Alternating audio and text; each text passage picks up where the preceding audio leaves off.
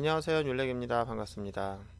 지난 시간에 우리가 데이터라고 하는 것에 대해서 알아봤어요. 그 자바스크립트가 갖고 있는 데이터는 기존에 우리가 C 계열의 언어들, C, C++, 자바, C#, 기타 등등 다른 언어가 갖고 있었던 그런 언어적인 특징과 약간 좀 다른 부분이 있어서 설명이 조금 길었는데, 이번 시간에 설명할 연산자는 아마 C 계열의 언어를 다뤄본 적이 있다고 하면 뭐 설명할 내용이 별로 없어요. 그래서 여러분들에게 이 연산자 아주 짧고 굵게 간단하게 그 확인만 하고 넘어가도록 하겠습니다. 일단 지금 값이라고 하면 지난번에 말씀드렸던 것처럼 이런 숫자 또는 문자로 나눠볼 수 있는데, 그런 값들을 연산할 때 연산할 수 있는 연산자들이 있어요. 그 산술연산, 비교연산, 관계연산, 덧셈, 뺄셈, 곱셈, 나눗셈, 나머지 연산인데요. 이 연산자에 대해서 모르시는 분은 아마 그 이 프로그래밍 과정을 전혀 경험해보지 않은 분들이기 때문에,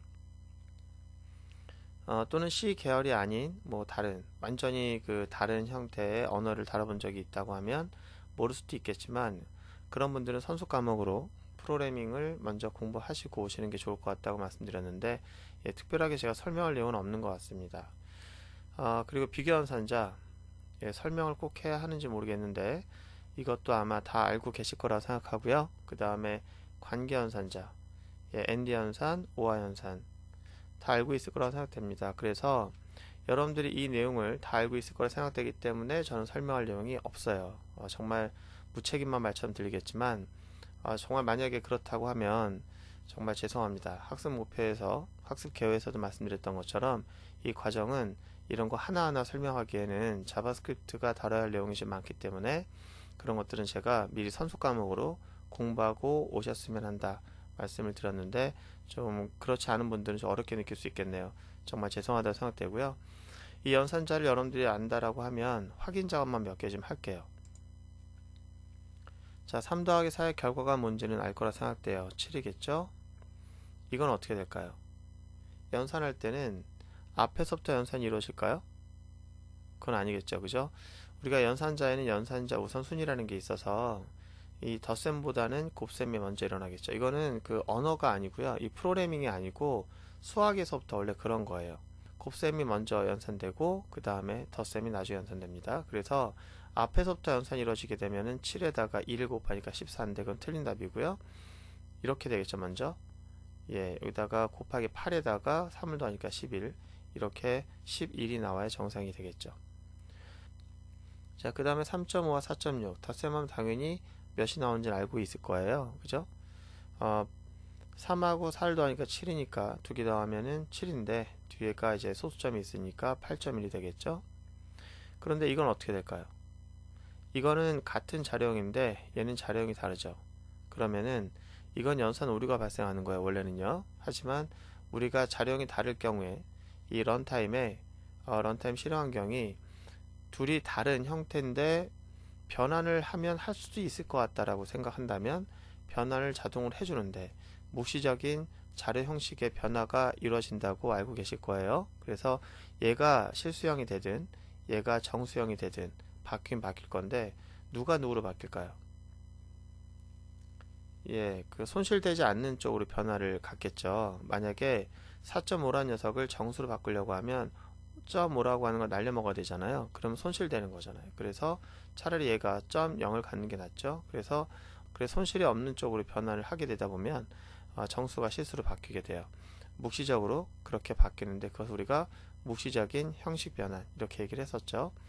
물론 제가 말한 게 아니고 이제 C 계열의 다른 언어에서 그렇게 말을 한다는 얘기죠. 자, 묵시적인 형식 변환이 일어나서 이게 7.5가 되겠죠. 실수가 되겠죠, 결과가. 자, 다음 얘기를 하면은 이제 문자열끼리 더할 수 있느냐. 원래 문자열을 덧셈 연산으로 쓸 수가 없는 거죠.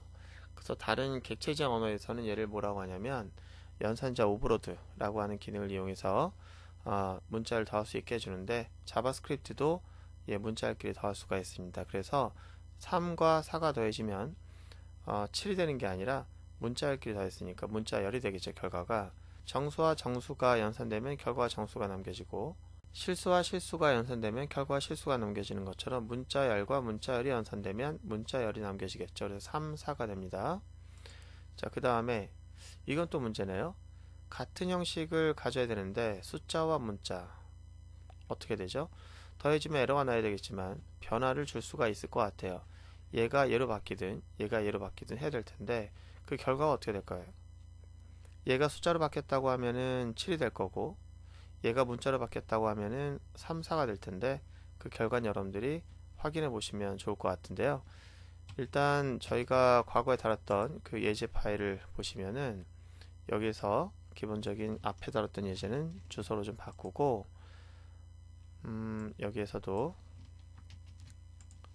여기다 이렇게 간단하게 해보면 되겠죠. 얼라트에서 여기다가 3과 그 다음에 4가 더해졌다.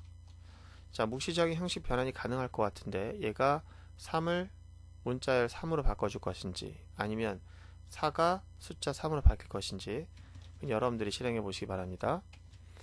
자, 그 다음에 이것도 이제 문제인데요. 실수와 문자열이 더해지면 어떻게 되는지, 더해질 수는 있는지. 자, 이것을 이렇게 바뀔지 이걸 이렇게 바뀔지 여러분들 한번 해보시고요. 자, 만약에 여러분들이 생각했던 것과 다르게 결과가 나온다고 하면 아, 여러분들이 잘못 알고 있었구나, 이렇게 자바스크립트는 이렇게 변환해 주는구나, 그걸 좀 여러분들이 확인해 보시고요. 자, 3.5와 이건 또 뭐죠? 문자열과 지금까지 더했는데 또 뺐네요. 이 더했을 때의 결과와 뺐을 때의 결과 다를까요? 같을까요? 일단 여러분들이 한번 해보시면은 그 결과를 알 수 있을 것 같습니다. 그리고 이것도 한번 해보시는데 얘는 연산자 우선순위라고 하는 것과 연관해서 얘기를 하고 있는 건데요.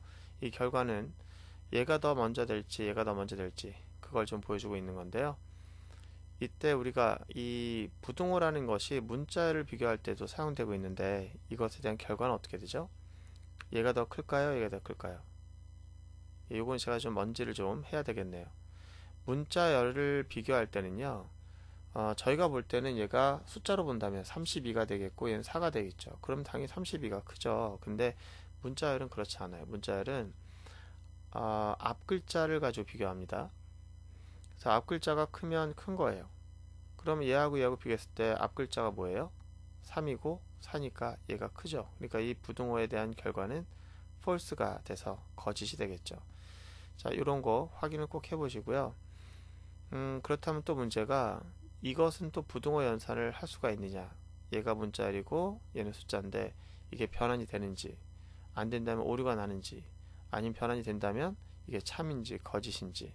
얘가 문자를 바뀐다면 얘와 똑같이 거짓이 될 것이고 얘가 숫자로 바뀐다면 이게 참이 될 것이고, 그걸 좀 확인해 보시기 바랍니다. 자, 이렇게 해서 우리가 산술연산자, 비교연산자, 관계연산자에 대해서 봤고요. 그 다음에 또 봐야 될 것이 복합 대입연산자, 그 다음에 증가 증감연산자, 사망연산자, 연산제어. 이게 괄호가 우선순위를 높여주는 녀석이죠. 아까 우리가 봤을 때 이런 식으로 그 우선순위를 봤는데요. 이거 좋은 방법이 아니죠. 원래 내가 이렇게 의도적으로 연산 순서를 알고 있기 때문에 얘가 먼저 연산될 것이다 라고 하는 것을 아는 상태에서 했다 치더라도, 얘가 먼저 연산될 것이다 라고 하는 거 알고 있다 하더라도 우리는 코드의 가독성 또는 실수를 줄이기 위해서라도 연산되는 것을 이렇게 묶어주는 게 습관이 되면 좋겠죠. 이러면 누가 봐도 오해하지 않잖아요. 또는 내가 의도적으로 얘가 먼저 연산되길 원한다 라고 할 경우에 연산 순서를 제가 바꿀 수가 있겠죠. 자, 그렇다면 그때는 이제 이렇게 먼저 감싸게 되면 실제 연산이 얘부터 이루어져서 저희가 원하는 연산 순서를 바꿀 수도 있는 녀석이 되겠죠. 자, 어쨌든 여러분들은 이 녀석을 이용해서 연산 순서를 바꿀 수도 있다는 거, 연산자 제어. 자, 여기 있는 내용도 여러분들이 다 알고 있을 거라 생각됩니다. 혹시 이 자바스크립트를 배우시면서 이 부분을 모른다고 하면 자바스크립트 책을 보시면 어떤 책을 사도 연산자에 대한 설명이 자세히 나와 있거든요. 이제 그런 부분을 공부해 주시기 바라고요. 이 종류가 많다 보니까 얘는 그냥 생략 보호를 썼는데 혹시 이런 연산자가 있나 하고 또 궁금해 하시는 분이 있을까봐 그런 건 아니고요. 점점점 하면 굉장히 많이 있다는 겁니다. 제가 지금 강의하는 것은 어떤 그 자바스크립트에 대해서 여러분들이 반드시 알고 있어야 할 줄기에 대한 것을 설명하는데, 연산자의 좀 더 개수라든지 자세한 내용은 책을 가지고 보충을 해 주시기 바랍니다. 자, 오늘은 여기까지 할게요. 연산자가 이걸로 다 끝났네요. 너무 좀 성의 없이 느낄 수도 있겠는데 저는 다 설명한 겁니다. 고생 많으셨고요. 다음 시간에 뵙도록 하겠습니다.